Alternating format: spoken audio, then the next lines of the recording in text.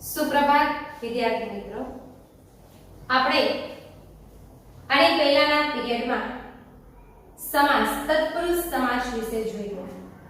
આજે આપણે શુદ્ધિકરણ શીખીશું. વ્યાકરણની અંદર આપણે કેટલું શીખ્યા તો કે કાળ. કાળ છે એ 5 માર્ક્સમાં પૂછાય. 5 કાળ આવે છે અને પાંચેય કાળમાં એક માર્ક્સનું થઈ અને 5 માર્ક્સનું એ પૂછાય. ત્યાર પછી આપણે શીખ્યા કૃદંત.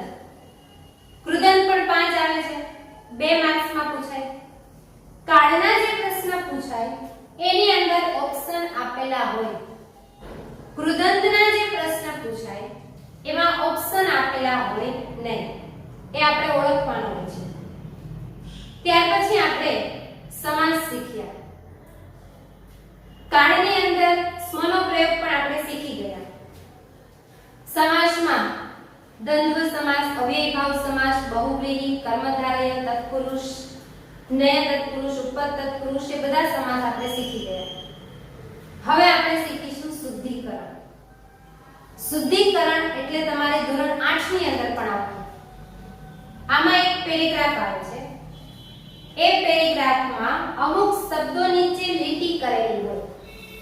એ લીટી કરેલા શબ્દને આપણે શુદ્ધ કરીને લખવાના હોય. એ પેરેગ્રાફની અંદર 3 શબ્દો નીચે લીટી કરેલી હોય. સાવ સહેલું છે, 3 માર્ક્સ લેવાય એટલે સાવ સહેલું. પણ બસ એક વખત આપણે સમજી જઈએ અને નિયમ પ્રમાણે યાદ રાખવાનું હોય છે.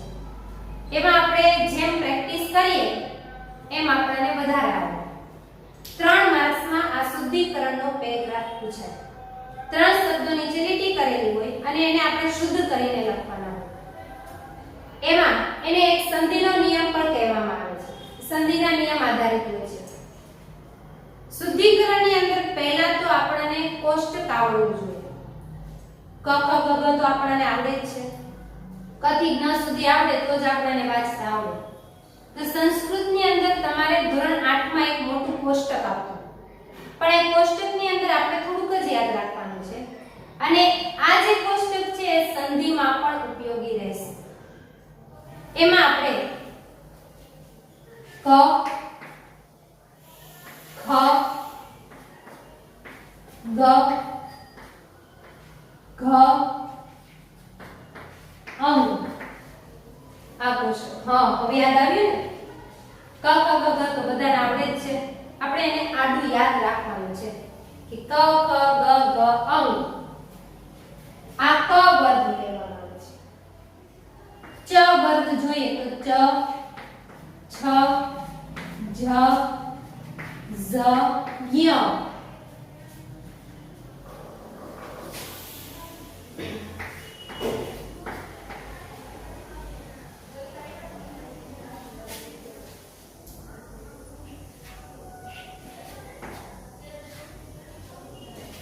ક ખ ગ ઘ અંગ. ચ છ જ ઝ ય. ટ, ઠ, ડ, ઢ, હણ. ત, થ, દ, ધ, ન. પ, હ, બ, ભ, મ. આ છે એનું કોષ્ટક. આપણે આડું યાદ રાખવાનું છે. ક નો વર્ગ, ચ નો વર્ગ, ટ નો વર્ગ, ત નો વર્ગ અને પ નો વર્ગ. આ રીતે વર્ગ હોય છે. એમાં જે આ છેલ્લું છે એને કહેવાય અનુનાસિક. અનુનાસિક એટલે કે જેનો ઉચ્ચાર નાકમાંથી થાય એને અનુનાસિક કહેવામાં આવે છે. અને એ જે અનુનાસિક છે એ આપણે શબ્દોમાં વચ્ચે આવે. ગુજરાતીમાં, હિન્દીમાં આપણે કંઈ પણ લખીએ તો ઉપર અનુસ્વાર કરીએ છીએ. આપણે ચંદન એવું લખવું હોય તો આ રીતે લખીએ, ચંદન. ગુજરાતીની અંદર ગંગા લખવું હોય તો ગંગા. આ રીતે આપણે ગુજરાતીમાં લખીએ છીએ. લખવું હોય તો કુંજર, પણ સંસ્કૃતની અંદર આ રીતે લખાતું નથી.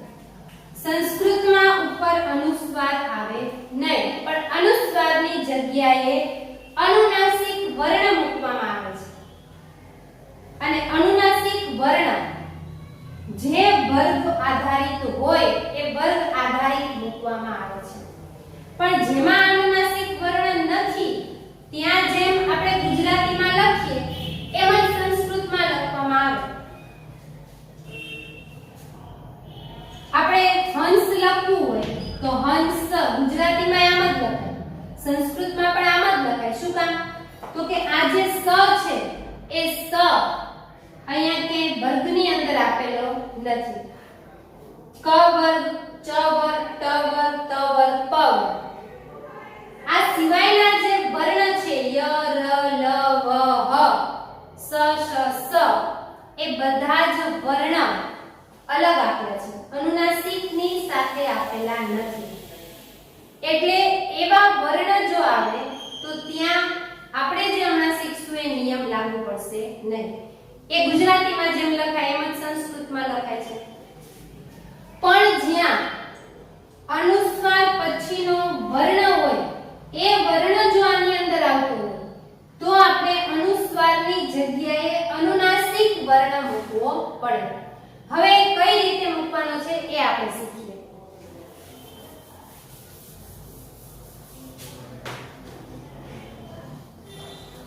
આપણે હમણાં ગુજરાતીમાં ચંદન લખ્યું એને આપણે સંસ્કૃતમાં ચંદન આમ શબ્દ આપ્યો છે ને આને આપણે શુદ્ધ કરવાનો છે, શુદ્ધિકરણ.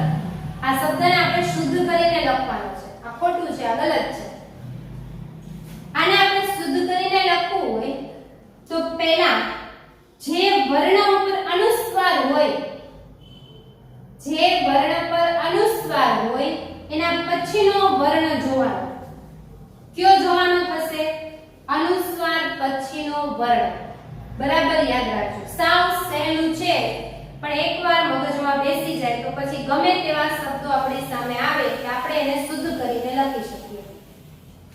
અનુસ્વાર પછીનો વર્ણ અહીં આપણે જોઈએ તો દ છે. તો દ વર્ણ કેમાં આવે તો કે ત, થ, દ, ધ, ન આ ત વર્ગની અંદર આવે છે. આ છે એ અનુનાસિક છે. આ આપણે જે છેલ્લું અનુનાસિક વર્ણ છે એ મૂકવાનો થશે વચ્ચે અનુસ્વારની જગ્યાએ. અનુસ્વાર પછીનો વર્ણ દ છે તો દ નો અનુનાસિક શું થાય તો કે ન. આપણે આમ આડો જ જોવાનું થશે. દ નો અનુનાસિક ન.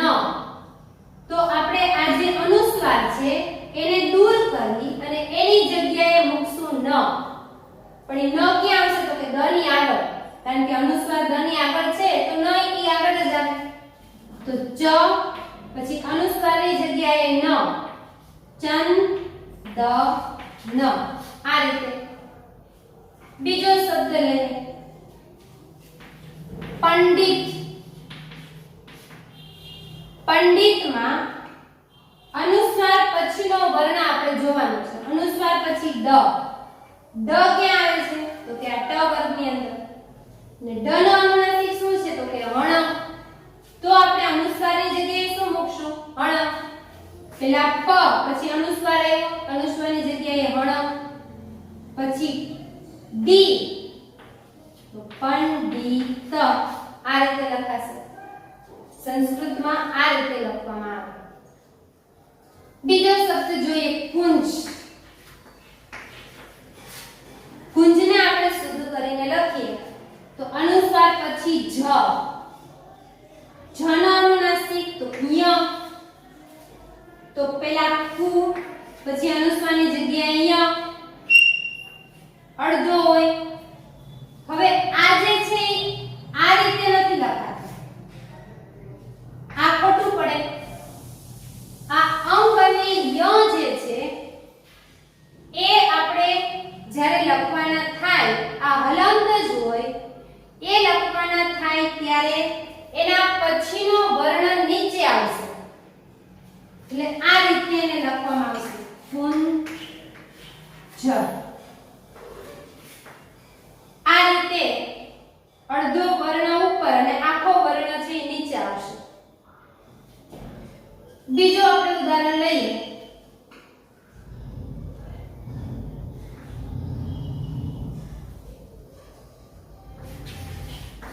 કિંચિત કિંચિત માં અનુસ્વાર પછી ચ તો પહેલા આપણે કી પછી અનુસ્વારની જગ્યાએ ચ નો અનુનાસિક ય એટલે આ લખ્યું આ અડધો જ છે હવે એની નીચે આપણે ચી લખશું ચી કિંચિત આ રીતે લખાશે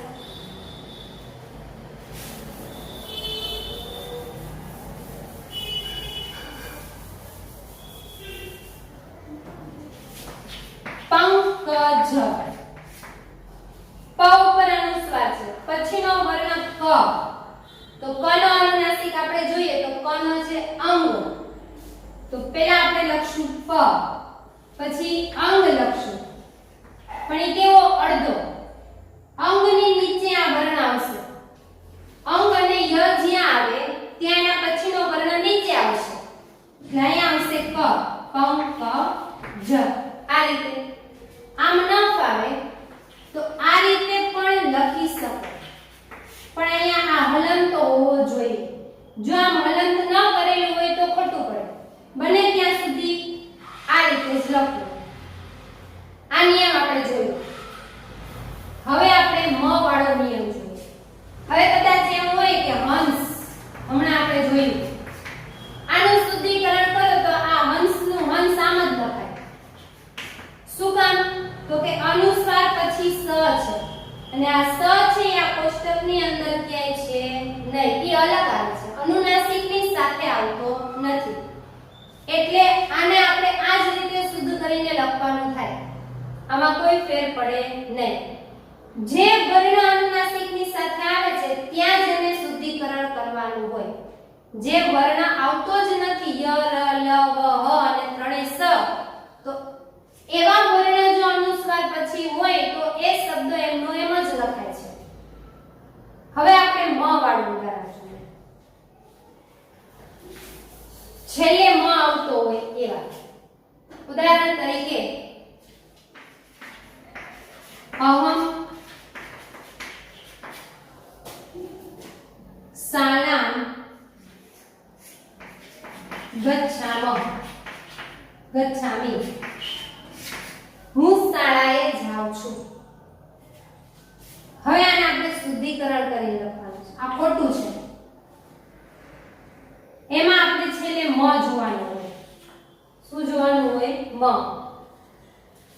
આને આપણે શુદ્ધ કરીને લખીએ તો છેલ્લે જ્યારે મ હોય ઓલું તો આપણે જે અનુસ્વાર હતો એ ક્યાં હતો વચ્ચે આવતો હોય આ ક્યાં આવે છે છેલ્લે શબ્દ પૂરો થાય પછી તો શબ્દ પૂરો થાય પછી જ્યારે આપણે મ લખવાનો હોય ત્યાં મ જ આવે શબ્દ પૂરો થાય અને અનુસ્વાર હોય એટલે મ જ હોય અને ઈ જે મ છે એમાં મ ખોડો કરવો કે અનુસ્વાર કરવો એ કઈ રીતે જોવાનું તો કે શબ્દ પૂરો થાય પછી મ આવતો હોય શબ્દ પૂરો થાય પછી વાક્ય પૂરું થાય પછી રે વાક્ય પૂરું થાય તો મ જ ખોડો આવે એનો બીજો કોઈ નિયમ નહીં વાક્ય પૂરું થાય અહીંયા છે ને મ આવતો એ વાક્ય પૂરું થાય છે તો અહીંયા મ જ ખોડો આવે અગચ્છ મ આ જ રીતે આવે અહીંયા અનુસ્વાર આવે છે ને એ વાક્ય પૂરું થઈ ગયું વાક્ય પૂરું થાય એટલે છેલ્લે મ જ ખોડો હોય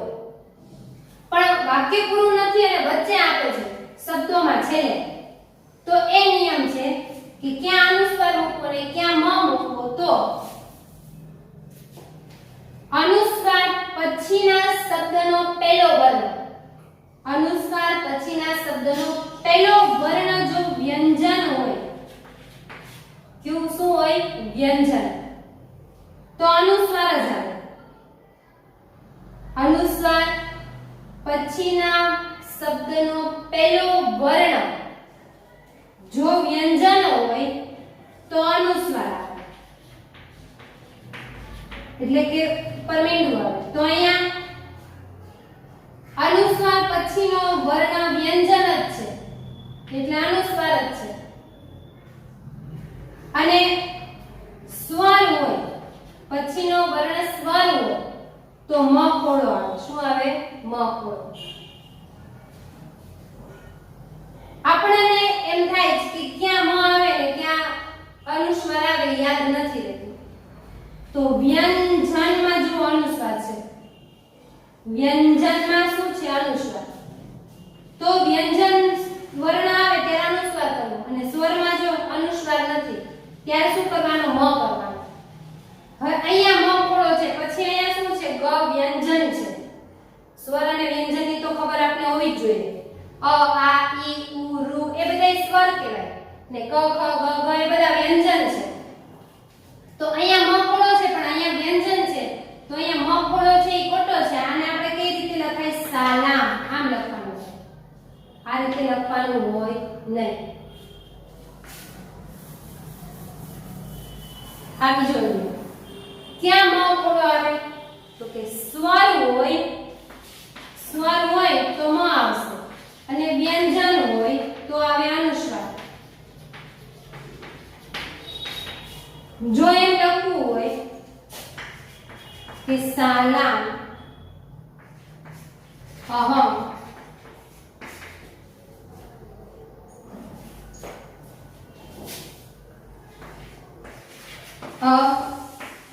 ગચ્છમ,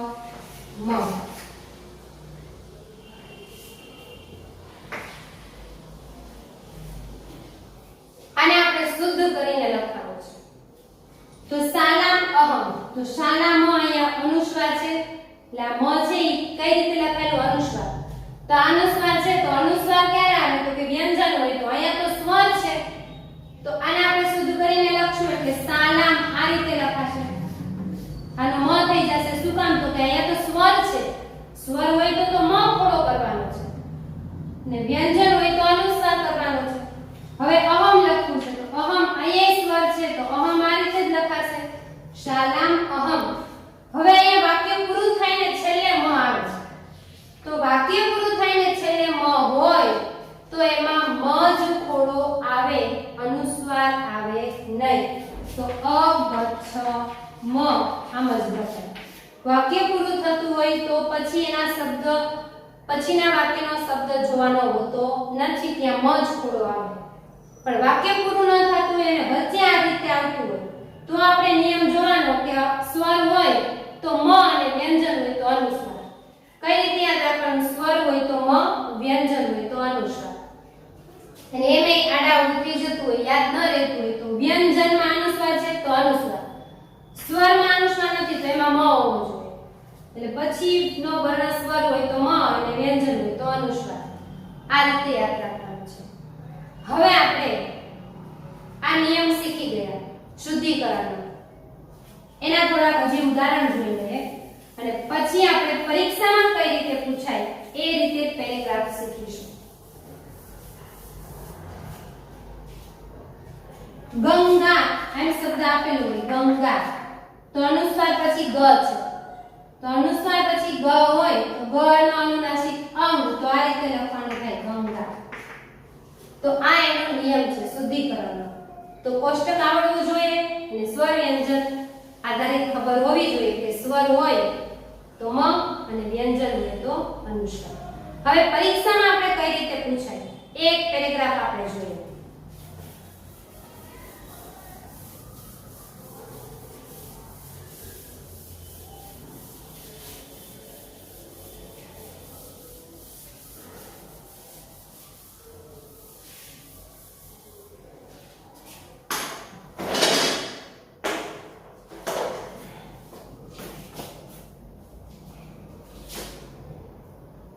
સૂચના આપેલી હોય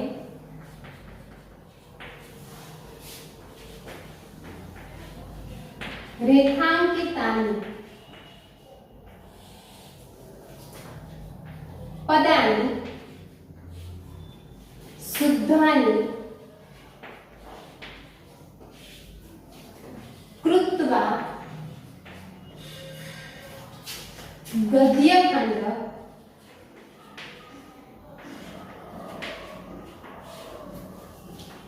પુનઃ લિખત. અને એના 3 માર્ક્સ હોય. આ રીતે સૂચના આપેલી હોય અને બાજુમાં 3 માર્ક્સ એમ લખેલું હોય. રેખાંકિત, જો આ શબ્દ શુદ્ધિકરણ કરીને લખાયેલો છે. રેખાંકિત આમ લખ્યું હોય કે રેખાંકિત, કિત.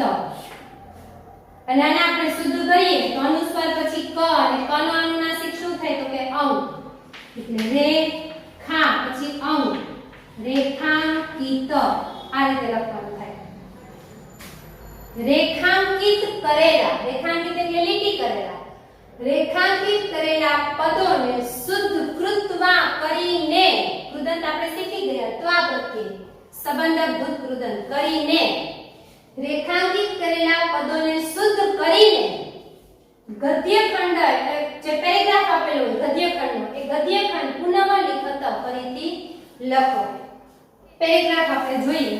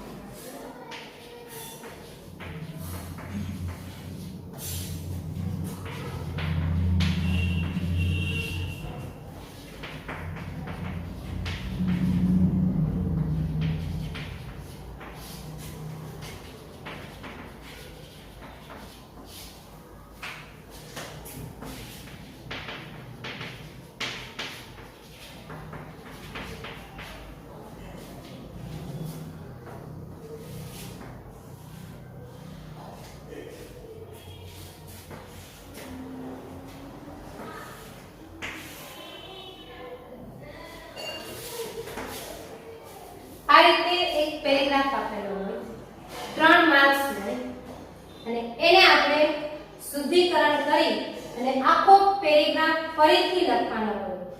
3 માર્ક્સ હોય ને 3 જ શબ્દો નીચે લીટી કરેલી હોય. અહીંયા મેં એટલા માટે ઘણા બધા શબ્દો નીચે લીટી કરી છે કે જેથી આપણને પ્રેક્ટિસ થાય. બાકી પેરેગ્રાફની અંદર 3 જ શબ્દો નીચે લીટી કરેલી હોય એ 3 જ શબ્દોને શુદ્ધ કરીને લખવાનું હોય. બાકી જેમ છે એમનું એમ જ લખવાનું હોય.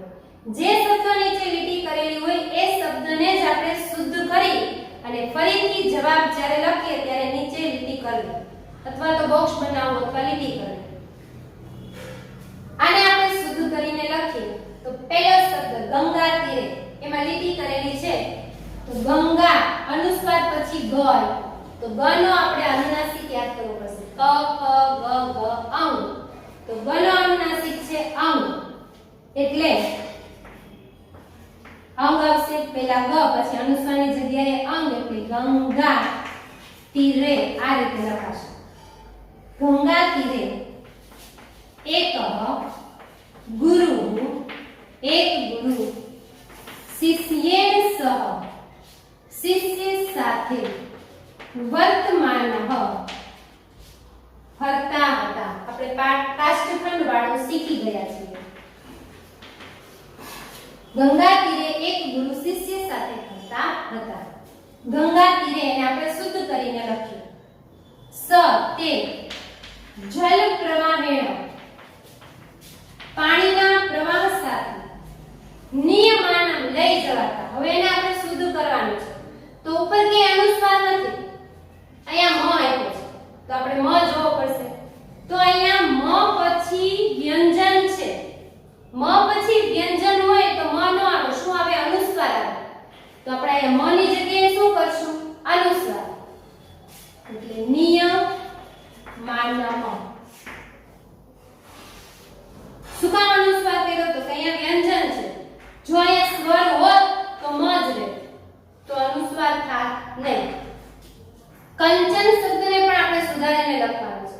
તો ક અનુસ્વાર પછી શું? ચ છે. ચ નો અનુનાસિક તો કે ચ છ જ ઝ ય. ય એટલે કે આ રીતે આમ અને ય કહેવાય. અથવા ઘણા ઝમ પણ બોલે છે. ઝ પછી આવે એટલે ચ છ જ ઝ ઝમ એ રીતે પણ ઉચ્ચારણ કરે છે. તો ક પછી અનુસ્વારની જગ્યાએ ય અને નીચે ચ કંચન આ રીતે લખાશે. કાષ્ઠખંડમાં પણ લીટી કરેલી છે તો વચ્ચે અહીંયા અનુસ્વાર, અનુસ્વાર પછી ડ, ડ નો અનુનાસિક તો કે ટ ઠ ડ ઢ હણ. આપણી પાસે કોષ્ટક લખેલું હોવું જોઈએ.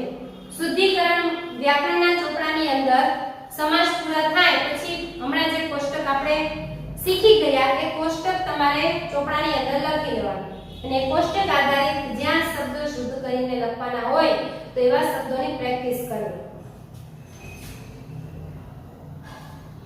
કાષ્ઠખંડમાં ડ ટ ઠ ડ ઢ હણ તો વચ્ચે આવશે હણ એટલે કાષ્ઠખંડ મ હણ. પણ કેવો?